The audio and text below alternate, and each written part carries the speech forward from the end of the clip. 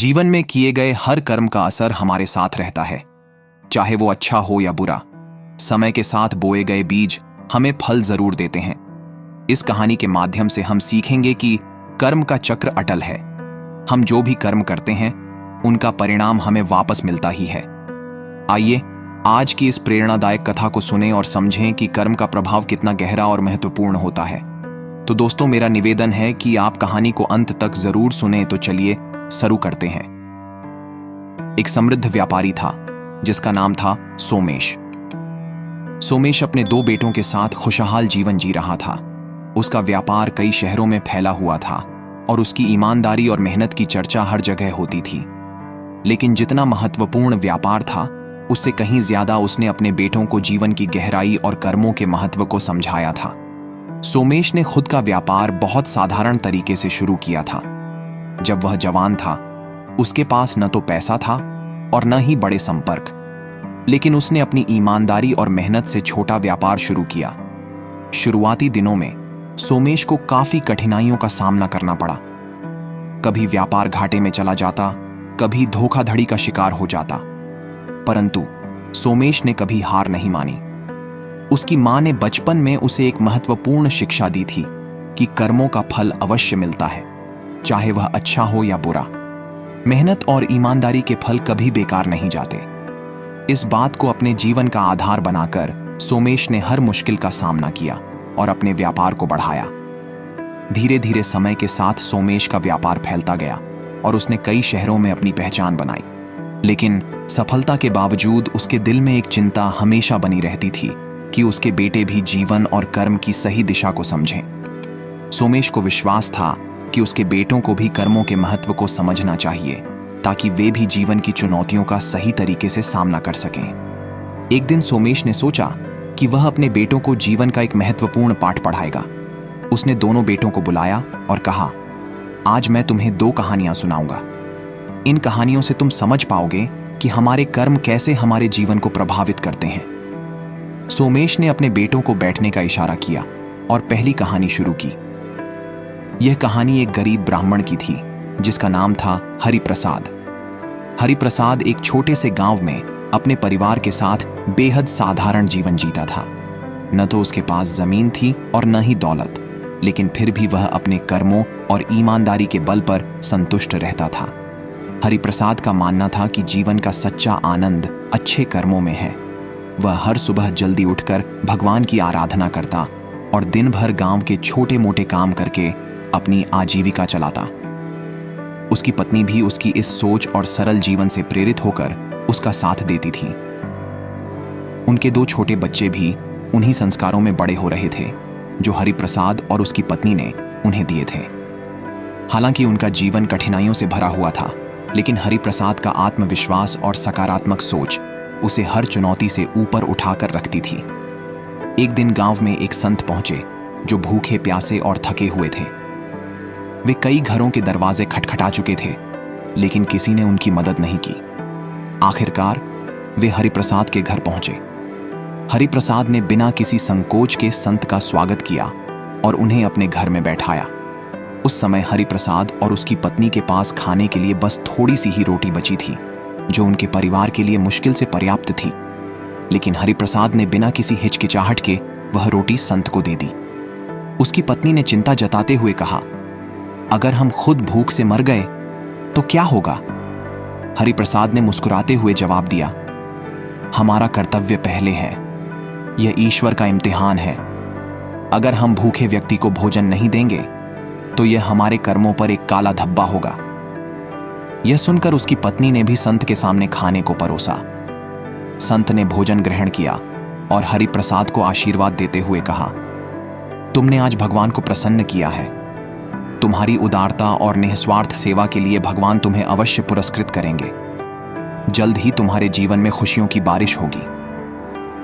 संत के यह शब्द सुनकर हरिप्रसाद ने उनका धन्यवाद किया, लेकिन उसके मन में किसी प्रकार की लालसा नहीं थी। उसे यह पता था कि सही कर्मों का फल अवश्य मिलता है, लेकिन उसका उद्देश्य केवल जरूरतमंद की मदद करना था। कुछ ही दिनों बाद गांव में अत्यधिक बारिश हुई और हरिप्रसाद की फसल इतनी अच्छी हुई कि उसने अपने सभी पुराने कर्ज चुकता कर दिए। यह उसके जीवन का वह पल था जब उसे अपनी मेहनत और कर्म का सच्चा फल मिला। सोमेश ने अब अपने बेटों को दूसरी कहानी सुनानी शुरू की, जो एक चोर की थी। इस चोर का नाम था रघु, जो बचपन से ही चोरी के रास्ते पर चल पड़ा था। उसका पिता भी चोरी करता था और रघु को यह सिखाया गया था कि दुनिया में जिंदा रहने का यही एकमात्र तरीका है। कोई और विकल्प न देखते हुए उसने अपने जीवन का यही मार्ग चुना। रघु ने धीरे धीरे कई बड़ी चोरियां की और कभी पकड़ा नहीं गया, जिससे उसकी हिम्मत बढ़ती गई। वह एक अमीर व्यक्ति बन गया जिसके पास बहुत सारा धन था, लेकिन फिर भी उसके जीवन में एक अजीब सा खालीपन था। उसके पास सब कुछ होते हुए भी शांति नहीं थी। रघु की पत्नी उसे बार बार समझाती थी कि वह इस गलत रास्ते को छोड़ दे, पर रघु अपनी चोरी की आदत को यह कहकर सही ठहराता था कि मैं ये सब तुम्हारे और बच्चों के लिए कर रहा हूं। अगर मैं चोरी न करूं तो हम क्या खाएंगे? एक दिन रघु ने एक बड़े व्यापारी के घर से चोरी की योजना बनाई। उसने व्यापारी के घर से बहुत सारा पैसा और कीमती सामान चुराया और तुरंत भाग निकला। लेकिन इस बार उसकी किस्मत ने साथ नहीं दिया। पुलिस को पहले ही उसकी चोरी की भनक लग चुकी थी और रघु को भागने से पहले ही पकड़ लिया गया। उसे जेल भेज दिया गया। यह पहली बार था जब रघु अपने गलत कर्मों का फल भुगत रहा था। जेल की दीवारों के बीच बंद रहते हुए रघु को एहसास हुआ कि उसने अपना पूरा जीवन गलत रास्ते पर बर्बाद कर दिया। उसे यह भी समझ में आया कि जितना धन उसने कमाया, उसने कभी भी सच्ची खुशी या मानसिक शांति नहीं पाई। अब उसे अपने किए गए कर्मों का वास्तविक मूल्य समझ आने लगा था। जेल में रहते हुए रघु की मुलाकात एक महान संत से हुई, जिनका नाम कबीर था। संत कबीर जेल में बंद कैदियों को उनके कर्मों के महत्व और जीवन की सच्चाइयों के बारे में सिखाने आते थे। रघु ने पहली बार कबीर के उपदेशों को ध्यान से सुना। कबीर ने कैदियों को समझाया कि कर्म का चक्र अटल है, चाहे अच्छे कर्म करो या बुरे, उनका फल अवश्य मिलता है। रघु ने कबीर के उपदेशों से गहराई से सीख ली। उसे यह एहसास हुआ कि उसने अब तक जो भी किया उसके लिए उसे पछताना होगा। धीरे धीरे रघु का हृदय परिवर्तित होने लगा। उसने फैसला किया कि अब वह अपनी गलतियों को सुधारने के लिए जिएगा और अच्छे कर्मों की राह पर चलेगा। संत कबीर की शिक्षाओं ने रघु के मन में गहरा परिवर्तन ला दिया था। कबीर ने उसे सिखाया कि बुरे कर्मों का फल तो अवश्य मिलता है, लेकिन अगर इंसान सच्चे मन से अपनी गलतियों को स्वीकार करके सुधरने की कोशिश करे तो उसे एक नई जिंदगी जीने का अवसर भी मिलता है। कबीर ने रघु से कहा, तुमने अब तक अपने जीवन में कई गलतियां की हैं और उनके कारण तुम्हें तकलीफें झेलनी पड़ रही हैं, लेकिन यह तुम्हारे जीवन का अंत नहीं है। अगर तुम सच्चे दिल से अपने पापों पर पछताओ और भविष्य में अच्छे कर्मों की राह पर चलो तो तुम्हें अपनी जिंदगी सुधारने का मौका मिलेगा। रघु, जो अब तक अपने जीवन के अंधकार में खोया हुआ था, कबीर के शब्दों को सुनकर उसकी आंखें खुल गईं। उसने कबीर के चरणों में गिरकर माफी मांगी और कहा, गुरुजी, मैं जीवन भर अज्ञान में था। मुझे कभी यह समझ में नहीं आया कि चोरी करके मैंने अपने ही जीवन को तबाह किया है। मैं हमेशा यही सोचता था कि चोरी करके ही अपने परिवार का पेट पाल सकता हूं, लेकिन आज मुझे समझ में आया कि यह सबसे बड़ा पाप है। मैंने अपने परिवार को कभी सही रास्ता नहीं दिखाया और उन्हें भी इस अधर्म के जीवन में ढकेल दिया। अब मैं अपने जीवन में बदलाव लाना चाहता हूं, कृपया मुझे सही मार्ग दिखाएं। कबीर ने रघु को माफ कर दिया और उसे प्रोत्साहित किया कि वह अब से अच्छा जीवन जिए और अपने परिवार को भी सही मार्ग पर लाए। उन्होंने कहा, तुमने अपने कर्मों का फल भुगता है, लेकिन अब तुम्हें एक मौका मिला है अपनी गलतियों को सुधारने का। जीवन तुम्हें हमेशा एक दूसरा अवसर देता है, बस तुम्हें इसे सही ढंग से समझना होगा। अपने बच्चों को भी सिखाओ कि अच्छे कर्म ही सच्ची शांति और समृद्धि का मार्ग है। रघु ने इस बात को अपने दिल से लगा लिया और उसने वचन दिया कि वह अपने परिवार को भी सच्चाई और ईमानदारी का रास्ता दिखाएगा। उस दिन से रघु ने अपने जीवन में बड़े परिवर्तन किए और अपने कर्मों के माध्यम से खुद को सुधारने की कोशिश में लग गया। रघु की कहानी समाप्त होने के बाद सोमेश ने अपने बेटों की ओर देखा। दोनों बेटे चुपचाप अपने पिता की बातें सुन रहे थे, मानो जीवन का कोई गहरा सबक समझने की कोशिश कर रहे हों। सोमेश ने उनकी ओर मुस्कुराते हुए कहा, अब मैं तुम्हें एक और कहानी सुनाने जा रहा हूं। यह कहानी संतोष और जीवन की सच्ची खुशी के बारे में है। यह कहानी हमें यह सिखाती है कि दौलत और शक्ति सब कुछ नहीं होती, बल्कि असली संतोष हमारे अच्छे कर्मों और अपने आप से शांति पाने में है। सोमेश ने फिर से अपने बेटों को पास बुलाया और कहा, यह कहानी एक छोटे से गांव के व्यक्ति की है जिसका नाम मोहन था। मोहन गरीब था, लेकिन उसके पास एक अनमोल चीज थी, संतोष। मोहन रोज मेहनत करता, छोटे मोटे काम करता, लेकिन वह कभी किसी चीज की कमी महसूस नहीं करता था।